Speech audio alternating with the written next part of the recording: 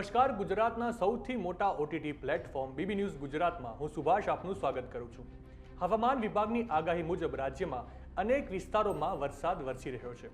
ત્યારે હવામાન વિભાગે ફરી એકવાર વરસાદને લઈને મહત્વની આગાહી કરી છે, જેમાં સાયક્લોનિક સર્ક્યુલેશન અને ઓફશોર ટ્રક સક્રિય થયું છે, જેના કારણે રાજ્યમાં ગાજવીજ સાથે વરસાદની શક્યતા છે। ત્યારે હવામાન વિભાગની આગાહી મુજબ આજે પણ રાજ્યના કેટલાક વિસ્તારોમાં મેઘમહેર જોવા મળી શકે એમ છે। હવામાન વિભાગની આગાહી અનુસાર આગામી 7 દિવસ વરસાદી માહોલ રહેશે। હવામાન વિભાગે કેટલાક જિલ્લાઓમાં ઓરેન્જ એલર્ટ આપ્યું છે। સાયક્લોનિક સર્ક્યુલેશન અને ટ્રફના કારણે વરસાદની આગાહી કરવામાં આવી છે।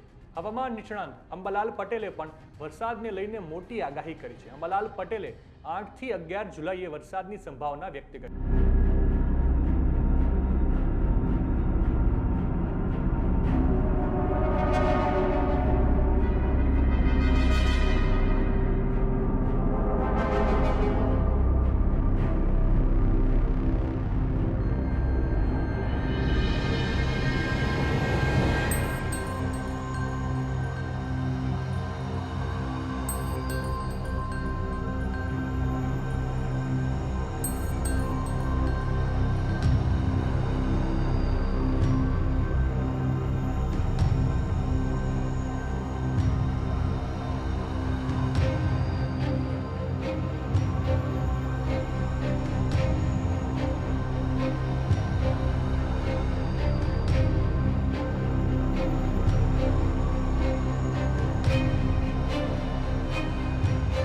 જેમાં અમદાવાદ, ગાંધીનગર, ઉત્તર ગુજરાત, દક્ષિણ ગુજરાત અને સૌરાષ્ટ્રમાં વરસાદ પડી શકે છે।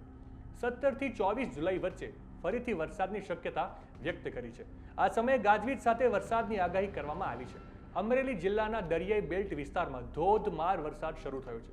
રાજુલાના કોવાયા, ભાકોદર સહિત દરિયાકાંઠાના ગામડામાં ધોધમાર વરસાદથી કોવાયા ગામના માર્ગ પર જળબંબાકારની સ્થિતિ સર્જાઈ છે।